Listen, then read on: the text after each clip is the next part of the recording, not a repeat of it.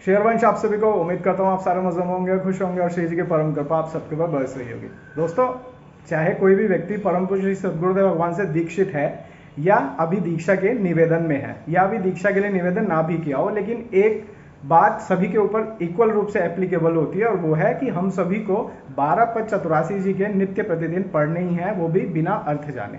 अब यहाँ पर एक चीज ध्यान देने वाली बात है कि हमें राधा सुधानिधि जी के श्लोक अर्थ सहित पढ़ने हैं, सेवक वाणी जी के छंद भी अर्थ सहित पढ़ने हैं, लेकिन चतुरासी जी के पद ही हमें बिना अर्थ जाने पढ़ने होते हैं। ऐसा परम पूज्य सद्गुरुदेव भगवान की तरफ से हमें आज्ञा की गई है सभी के लिए, सभी साधकों जनों के लिए। तो बहुत सारे लोग अक्सर कमेंट करते हैं, पूछते भी हैं कि भैया क्या वजह है कि सिर्फ चतुरासी जी के पदों का ही हमें गायन जो करना है वो बिना अर्थ जाने करना है, उनका अर्थ हमें नहीं जानना। तो इस वीडियो में हम इसी बात के ऊपर डिस्कशन कर लेते हैं। वीडियो में आगे बढ़ने से पहले आप सबसे रिक्वेस्ट है, चैनल जरूर सब्सक्राइब कर लीजिएगा ताकि इसी तरीके की अपडेट वीडियो आपके पास आती रहे। तो दोस्तों, जैसा आपको पता ही है कि राधा वल्लभ संप्रदाय का प्रधान ग्रंथ है श्रीमद चतुरासी जी, जिसमें 84 पदों की रचना आचार्य हितवर्धन चंद्रजू महाराज ने की है।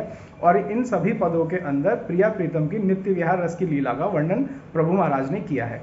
तो ये जो चतुरासी जी के 84 पद है, इसमें नित्य विहार रस की लीला का वर्णन है, साथ में प्रिया प्रीतम की प्रेम के ऊपर भी बहुत सारे उल्लेख किए गए हैं, बहुत सारी स्थिति दर्शाई गई है प्रिया प्रीतम के प्रेम के ऊपर। अब यहाँ ये बात समझने वाली है कि प्रेम का अर्थ जब होता है तो हम जो संसारिक हैं, हम पंच भौतिक शरीर वाले लोग हैं, हमारे लिए प्रेम का मतलब अपना स्वार्थ सिद्धि वाला प्रेम ही होता है, जिसमें हम काम रूपी एक दूसरे से जुड़े हुए हैं और एक दूसरे से अपनी उपभोग की स्थिति, अपने फायदा जहां हमें मिल सके हम वहीं प्रेम मान लेते हैं। स्त्री पुरुष के प्रेम के ऊपर भी अगर बात की जाए तो, लेकिन वो भगवान का प्रेम है। नित्य विहार रस में प्रिया प्रीतम एक दूसरे से निश्चल भाव प्रेम करते हैं और वो ऐसा प्रेम है जिसके अंदर इस तरह की बातों का कोई स्थान नहीं है जैसा एक आम सांसारिक प्रेम में देखा जा सकता है।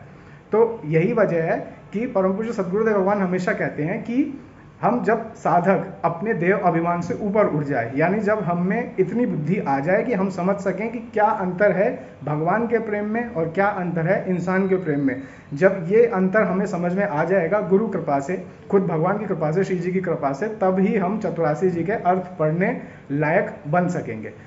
वरना तब तक हमें सिर्फ चतुरासी जी के पदों का गायन करना है, नित्य प्रति पढ़ना है, लेकिन अर्थ नहीं जानना। तो सिंपल सी बात है, जिस दिन हम अपने इस पंच भौतिक शरीर के देह अभिमान से ऊपर उठ जाएंगे, जिस दिन हम समझ जाएंगे कि प्रेम का असली मतलब क्या है, उस दिन ही हम समझेंगे चतुरासी जी के पदों का सही मायने में अर्थ। उम्मीद करता हूँ ये छोटा सा अपडेट आपकी समझ में आया होगा। जल्दी मिलूंगा आपसे एक नए वीडियो पर, नए कंटेंट पर। अपना ख्याल रखिए, मुस्कुराते रहिए। शेयर करें।